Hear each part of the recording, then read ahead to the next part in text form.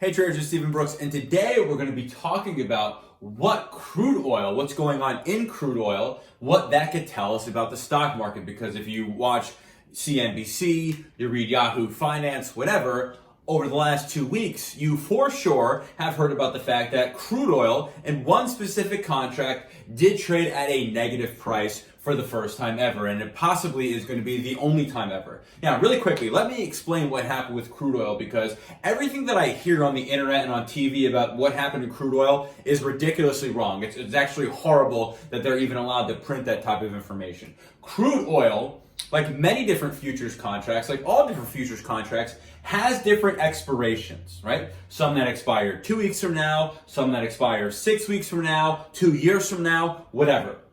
What the average trader and investor does not realize is when you own a crude oil contract, and if you own the contract when it expires, you actually are purchasing barrels of crude oil.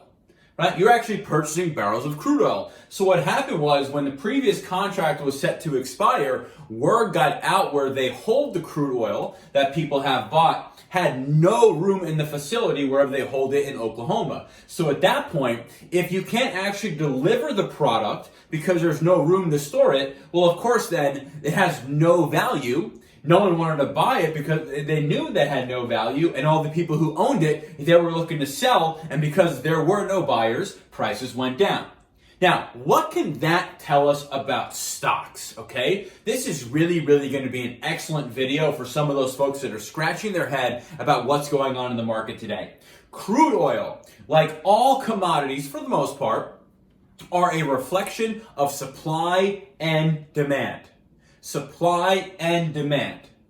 If there is more demand for crude oil and supply is not going up at the same type of rate, then of course prices for crude oil will be going higher. If there is less demand for crude oil like there is today, and supply is not getting cut or reduced at the same type of level, of course the price of crude oil is going to be down. So we saw negative crude oil for the first time ever, and of course the level that we're at in the current crude oil contract is at a level that we really haven't seen in the last 30 years. Now, what does that say about the status of the economy all over the world? Remember, crude oil, what do we use crude oil for? Well, drive our cars, fly planes, drive boats, manufacture. Right now, a lot of that is more or less shut down in a lot of parts of the world. So, of course, as of no surprise to anyone, the demand for crude oil is basically at a 30-year low. Now, of course, over time, as economies kind of come back to normal, as construction happens, as people start to take they drive their cars, they fly their planes more often, well, of course, then there's going to be more demand for crude oil, but we're not there yet. So, if we say the demand for crude oil, for construction, for travel, for manufacturing is at a level we have not seen for the last 30 years, what can that tell us about stocks? Because we have a commodity like crude oil that is trading at a 30-year low. That demand is so terrible that the price of crude oil is trading at a 30-year low. What can that tell us about stocks, right? Question I have for everyone is, we sold off 40% from the end of February to the middle of March, and we've rallied about 30% since. Right now, the NASDAQ is higher for the year, and the S&P 500 is down about 10% or so for the year, right? So the question is, if we have record low demand for crude oil, how the hell is the S&P 500 only down 8% or 10%? And for that matter of fact, how is the NASDAQ higher for the year? Well, let's take a look. The stock market, where it is now, rallied 30% off its lows. Is that a reflection of what we have now, which is probably at least 10% unemployment? Is that a reflection of that? No, it's not. If it were to be a reflection of the fact that we have 10% unemployment, that in about a 4-week period, 25 Americans filed for unemployment, would stock prices be where they are today? Probably not. Is the stock market where it is today, is the S&P 500, the NASDAQ, is that a reflection of the fact that a lot of businesses have filed for bankruptcy and a lot of businesses are never going to be open ever again? Right, today, for example, J.Crew filed for unemployment. That's been a mega company for decades and decades. Are businesses going bankrupt and never reopening a reflection of the stock market where it is today? Probably not. What we've seen over the last few weeks by not only the Federal Reserve but also by the US Congress is they have created trillions of dollars of liquidity, not only on Main Street in terms of easing credit, but also to the financial sector. Congress, the US Congress, the Senate and the House passed a spending bill that started at 2.2 trillion. It's already at 2.6 trillion, and it can go as high as 6 trillion. Has that ever happened before? No. In the financial crisis of 2008-2009, the biggest we got from Congress was 800 million. So of course we're at many multiples of that.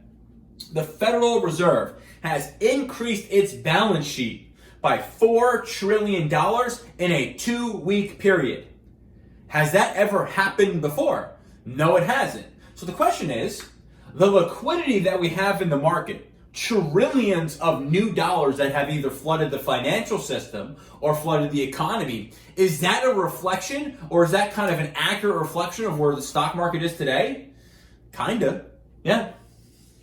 At least much more so than 10% unemployment and businesses going under. What does this say? Interest rates. At the same time, interest rates right now in the United States, in terms of overnight lending, are at 0. Our 10-year yield is at a 20, 30-year low or an all-time low or whatever. And same with our 30-year yield. In fact, right now in Europe, as an example, interest rates are pretty much negative across the board.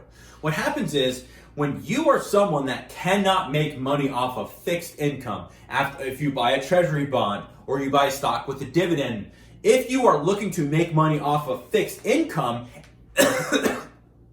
and the rate of that fixed income is very low, then what do you have to do with that money? Well, if right now on a 10-year yield you can get 1% or whatever it is, can you live off of 1% of your money? Probably not. So what do you have to do? In order to get a higher rate of return, what do you have to do? You have to take on more risk, and what that means is stocks.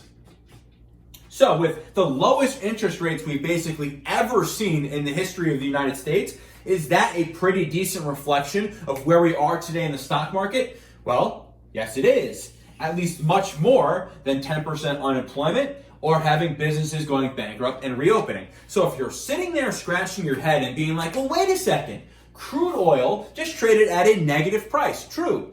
Crude oil is trading at a level that it has not seen in 30 years. And of course, the demand for crude oil is basically at 0 because all of the industries that utilize crude oil, travel, construction, real estate, manufacturing, those are more or less shut down. So how can it be that on one hand, the supply and demand that makes up crude oil is basically on its butt, and the stock market is basically where we opened up for the year, if you look at the NASDAQ and down a little bit for the S&P 500. So if you're scratching your head and you're saying, well, how is this possible? Well, maybe the stock market is not really a reflection of supply and demand. Maybe it's not, because if it was, the likelihood that it would be trading at significantly lower levels is way, way high.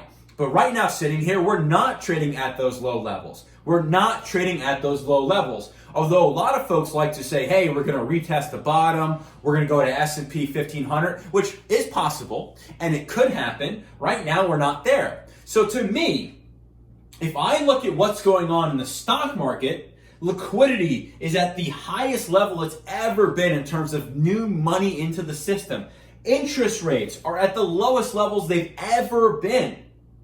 Are those a realistic reflection as to why the stock market is at these levels and not significantly lower? Yes, it is. Absolutely it is. So if you're sitting there scratching your head trying to understand, well, how can crude oil be so low, but the stock market is way, way, way higher, rallied 30% off its lows? Well, maybe it's because what's going on right now in the world and what has happened over the last few months, the stock market is not really a reflection so much of the economy, of business confidence, and it might be much more of a reflection of how much money is in the system and the money supply and what interest rates look like. So if you're one of those folks who again are scratching your head, well, maybe start to consider that it's not being priced off of exactly what you thought it was, and it is being priced off of things like liquidity, and things like interest rates. So when you're trying to get your next clue as to where the market goes, I would much rather take a look at liquidity and take a look at interest rates, because those seem to be the drivers of the market today, much rather than a lot of these negative headlines, 10% unemployment, or having business confidence being very, very low. So I hope this helps. Again, the more context we can have in terms of all the information out there, the better our decision-making process can be. Although we like to think that the stock market is a reflection of the economy, it doesn't really look like that's true right now. Although we like to think that the stock market is a reflection of businesses being open and hiring people, it doesn't really look like that is true right now. It looks like the stock market today, as I'm shooting this video, is much more of a reflection of the liquidity currently in the money supply, as well as interest rates.